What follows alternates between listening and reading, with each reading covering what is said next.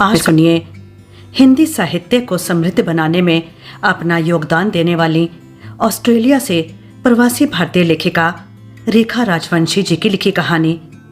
कहानी का शीर्षक है अनंत यात्रा। अपने जीवन के 90 सालों में जितेंद्र नाथ जी ने सोचा भी नहीं था कि कभी ऐसा दिन भी आएगा। इससे पहले भी अपने इकलौते बेटे के पास कई बार सिडनी जा चुके थे।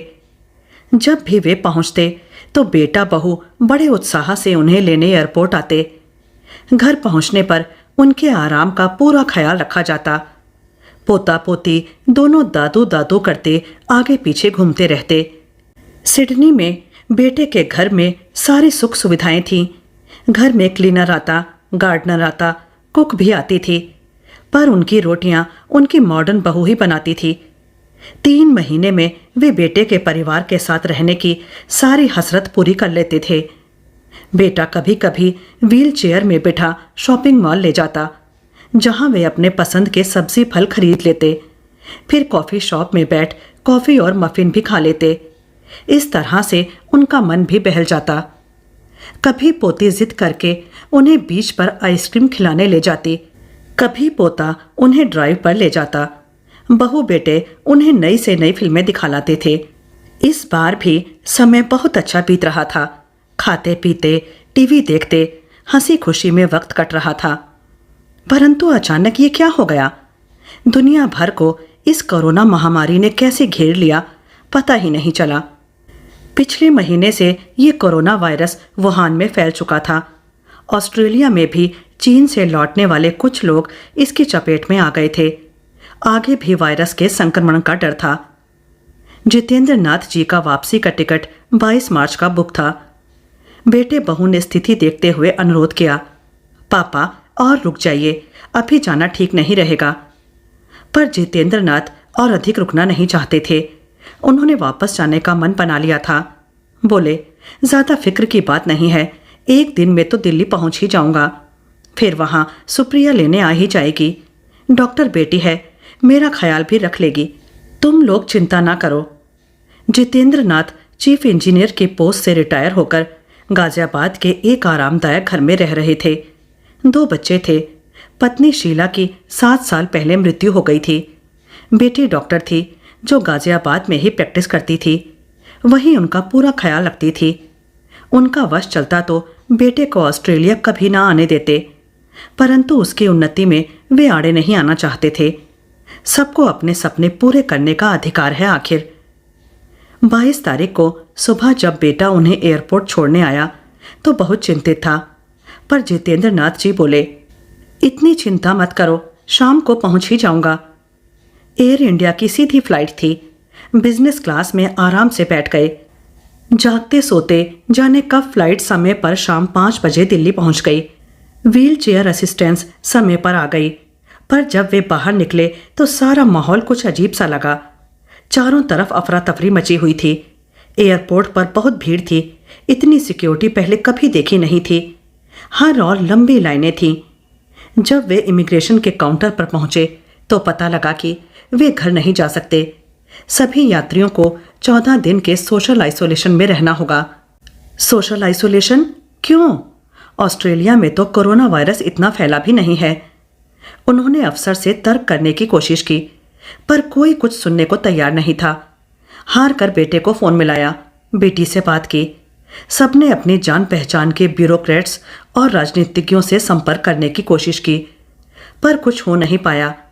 किसी तरह इतना भर हुआ कि 10 घंटे के इंतजार, टेस्ट और अन्य औपचारिकताओं के बाद सुबह के 3 बजे निर्णय हुआ कि उन्हें एक 5 स्टार होटल के कमरे में 14 दिन रुकना पड़ेगा। प्राइवेट कार में उन्हें होटल भिजवाया गया। थके हारे जितेंद्र नाथ का भारत आने का सारा उत्साह हवा हो गया। उधर परेशान बेटा बहू, बेटे दामाद सब रात भर जाग कर उन्हें सांत्वना देते रहे। पापा, कुछ हो नहीं पा रहा है, 14 दिन की ही बात है, देखते ही देखते समय निकल जाएगा, हिम्मत रखिए। होटल पहुंचकर थके हैरान जितेंद्र नाथ सो गए। होटल में उनकी दवाइयाँ, खाना, सबका ख्याल तो रखा जा रहा था। मांगने पर मदद भी उपलब्ध थी। सारा परिवार उनसे फ़ोन पर बात करता रहता था। मनोरंजन के लिए टीवी था। भारत भर में लॉकडाउन की खबरें आ रही थीं। लगता था कि विश्व में जैसे उथल पुथल मच गई थी। 3 दिन तक तो जितेंद्र नाथ ने हिम्मत से काम लिया, पर फिर वे टूटने लगे। इतना अकेलापन उन्होंने कई दिन से ना देखा था, ना जिया था।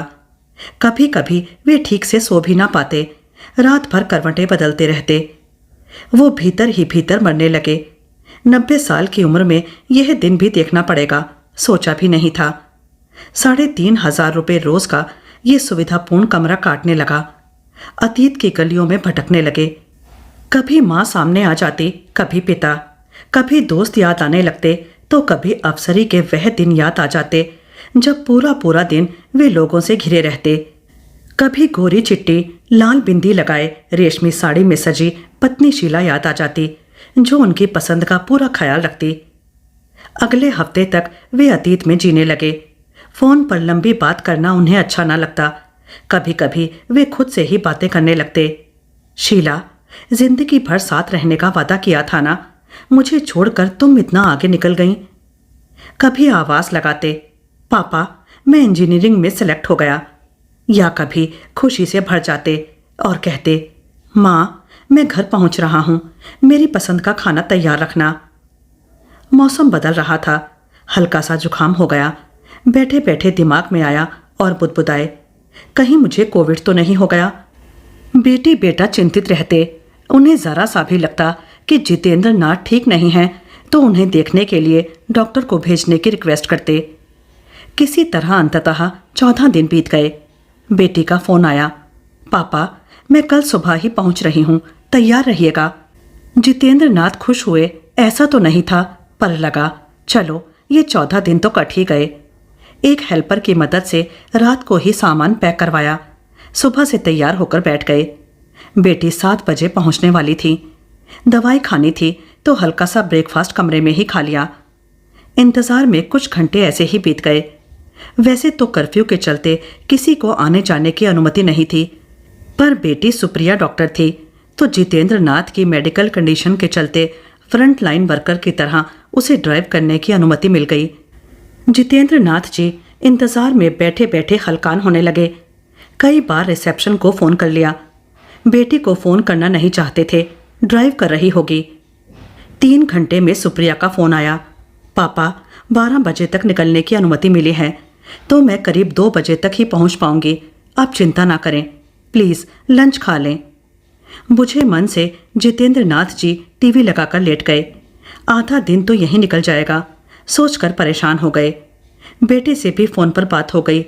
वे समझते थे कि सभी चिंतित हैं, पर नियति के आगे क्या किया जा सकता था। टीवी पर देख रहे थे कि दिल्ली में काम करने वाले हजारों मजदूर जल्द से जल्द अपने गांव वापस जाना चाहते थे। महानगरों में अनिश्चितता की स्थिति थी।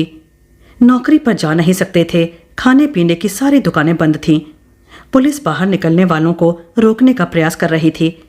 महामारी के बावजूद भी लोग बाहर निकलने की कोशिश कर रहे थे। कुछ लोग स्थिति की गंभीरता से वाकिफ नहीं थे, कुछ लोग आदतों से मजबूर थे। भारत में वैसे भी बहुत लोग कानून और कर्फ्यू को सीरियसली नहीं लेते। कुछ को नियम तोड़ना अच्छा लगता था, या सोचते थे कि वे तो पुलिस की नज़र से किसी तरह बच ही जाएंगे। पुलिस भी क्या करती, लातों के भूत बातों से नहीं मानते, तो उन्होंने भी सख्ती दिखानी शुरू की। पुलिस वाले नियम तोड़ने वालों को मुर्गा बना रहे थे, उकड़ू चला रहे थे और कुछ डंडे भी बरसा रहे थे। पर परेशानी थी उन मजदूरों की जो अपने परिवार के पास पहुंच जाना चाहते थे, चाहे कैसे भी, चाहे कितने दिन में। बसें और वाहन चल नहीं रहे थे तो अनेक लोग पैदल ही अपने गांव की ओर चल पड़े। अगर कोरोना से मौत हो भी जाए तो कम से कम वे अपने घर वालों के साथ हो, कोई क्रियाक्रम करने वाला तो हो। पहली बार अपने ही देश में अपने ही लोगों का इतना बड़ा विस्थापन हो रहा था। नन्हे मुन्ने बच्चों को पीठ पर बांधे जाने कितनी महिलाएं और हाथ में गठरी लिए पुरुष घर पहुंचने की साथ में दिन रात चलने लगे थे। जितेंद्र नाथ समझ नहीं पा रहे थे कि यह कैसा वक्त आ गया है। उनकी आंखों के सामने भारत और पाकिस्तान के विभाजन का दृश्य घूम गया, जब वे रावलपिंडी में रहते थे और उनके पिता दादा के साथ कपड़े का व्यवसाय चलाते थे। बड़े से घर में जितेंद्र नाथ दादा दादी माँ पिता के साथ रहते थे। बचपन से अब तक कोई परेशानी देखी ना थी। हिंदू मुस्लिम सिख सब मिलजुल कर त्योहार मनाते, एक दूसरे के घर जाते। उन दिनों देश में ब्रिटिश राज था, पर स्वतंत्रता के लिए लोग लड़ रहे थे। जगह जगह मोर्चे निकल रहे थे। सब कहते थे अब तो हम स्वतंत्र होकर ही रहेंगे, पर कब और कैसे किसी को पता ना था। अनिश्चितता का माहौल था। वह दिन जितेंद्र नाथ कैसे भूल सकते हैं जब वे हमेशा की तरह अपने घर में बेफिक्री की नींद सोए हुए थे कि अचानक सुबह दरवाजे की कुंडी बजने की तेज आवाज ने पूरे परिवार को उठा दिया। जल्दी बाहर निकलो, जो कुछ ले जा सकते हो बांध लो, और जान बचानी है तो अभी का अभी निकल चलो। पड़ोस के हरमोहन सिंह कह रहे थे। इससे पहले कि पिता कुछ समझते, दंगाइयों की आवाजें आने लगीं। पूरा परिवार जैसे हड़बड़ा गया। 15 मिनट में निकल रहे हैं, साथ चलो तो सुरक्षित रहोगे, कहते हुए हरमोहन सिंह भागकर अपने घर चले गए। माँ ने जल्दी जल्दी जो हो सकता था बांधा। बचपन का आंगन छूट गया। रजिया और अनवर के साथ खेले खेल पीछे छूट गए। आम और अमरूद के पेड़ वहीं रह गए। जितेंद्र नाथ को अच्छी तरह याद है कि कैसे वे रजिया को आखिरी बार देखना चाहते थे और उसी हसरत में गली में कुछ मिनट के लिए रुक गए थे कि अचानक उनकी बाईं बाह पर किसी ने लाठी से वार किया। वे तड़प के रह गए। इससे पहले कि देख पाते, दर्द महसूस करते, पिता लगभग खींचते हुए वहां से उन्हें भगा ले गए। कंधे पर सामान लादे पूरा परिवार, दादा दादी माँ पिता और जितेंद्र नाथ भारत जाने वाली भीड़ का हिस्सा बन गए। 2 दिन चलने के बाद लॉरी मिल गई और उसमें बैठाकर उन्हें शरणार्थी कैंप में पहुंचा दिया गया। रोज लोगों के जत्थे कैंप में आते। अपना घर, आंगन, व्यवसाय, दोस्त, परिवार सब छोड़कर जान बचाने की खातिर भागकर कैंप पहुंचे लोग। सब टूटे थे, दुखी थे, गरीब थे। किसी को लूट लिया गया था, किसी के भाई या पिता का बड़ी बेरहमी से कत्ल कर दिया गया था, किसी की बीवी या बहन की अस्मिता लूट ली गई थी। जितेंद्र नाथ के परिवार की किस्मत अच्छी थी कि जल्द ही उन्हें सुरक्षित दिल्ली पहुंचा दिया गया। कुछ दिन लाल किले में लगे शरणार्थी कैंप में रहना पड़ा। बाद में रहने को अमर कॉलोनी में 2 कमरों का घर भी मिल गया। कड़ी मेहनत से पिता ने लाजपत नगर में कपड़े की दुकान खोली। अपना पेट काट कर उन्हें इंजीनियरिंग की शिक्षा दिलाई। अतीत की गलियों में भटकते हुए जितेंद्र नाथ का मन अचानक विक्षुब्ध हो गया। इतने दिन बाद उन्हें अपनी बाईं बाह में बेपनाह दर्द होने लगा जैसे बाह पर नहीं दिल पर लाठी पड़ी हो। पुलिस वाले आखिर लाठी मार ही क्यों रहे हैं? ऐसा कैसे हो सकता है? लोग पैदल चलकर कब घर पहुंचेंगे? सरकार को कर्फ्यू लगाने के पहले सार्वजनिक परिवहन, ट्रेन, बस आदि का इंतजाम करना चाहिए था। जितेंद्र नाथ जी ने लगभग 1 सदी जी ली थी। वे घर, गाड़ी, बेटा बेटी सब कुछ होते हुए भी आज अकेले थे। दोस्त तो अधिकतर धीरे धीरे भगवान को प्यारे हो चुके थे। लोग सोचते हैं अमीरों को कोई दर्द नहीं होता, पर उन्हें कौन समझाए कि अमीर भी इंसान ही होते हैं। उनका भी दिल होता है, शरीर होता है, भाव होते हैं। वे भी सुख दुख उसी तरह महसूस करते हैं जैसे गरीब लोग। अगर पैसे से सब कुछ खरीदा जा सकता तो लोग दोस्त खरीद लेते, खुशियां खरीद लेते, सेहत खरीद लेते, पर ऐसा होता नहीं है। जिसके पास जितना ज़्यादा पैसे होते हैं वे उतना ही अकेले हो जाते हैं। तन्हाई को किसी पैसे से नहीं भरा जा सकता। जितेंद्र नाथ ने इन 14 दिनों में जैसे 14 बरस का वनवास भोग लिया हो। जाने क्यों अब तक जीवन बेमानी लगने लगा था। क्यों जिंदा हूं मैं? मेरे जीवन का मतलब ही क्या है? सोचते सोचते उन्होंने अपनी बाईं बाह को सहलाया। लगा जैसे दर्द पुनः वापस आ रहा है। इसी तरह जाने कब उनकी आंख लग गई। दरवाजे पर ठक ठक की आवाज से उनकी आंख खुली। देखा तो खाना आ गया था। थोड़ा लंच खाया। आखिरकार सुबह 5 बजे से जग के बैठे थे। 2 बजे के करीब फोन की घंटी बजी। Mister Jitendra Nath, your daughter is here, please get ready. अंततः इंतजार की घड़ियां खत्म हुई। बेल बॉय ने ट्रॉली में उनका सामान रखा। व्हील चेयर असिस्टेंट ने उन्हें बैठने में मदद की और वे होटल की लॉबी में आ पहुंचे। उन्हें ध्यान से कार तक लाया गया। बेटी से मिलते ही आंखें भर आईं। उसने सहारा देकर उनको कार में बैठाया। पापा, अब मैं हूं ना, चिंता ना करिए, लाड से उसने उन्हें समझाया। तुरंत बेटे का भी फोन आ गया। पापा, यू डिड इट। पोती कह रही थी, you will be fine Dadu. Car में बैठने के बाद जब जितेंद्र नाथ ने सांस ली, लगा कि जैसे एक लंबी कैद से मुक्ति मिल गई हो।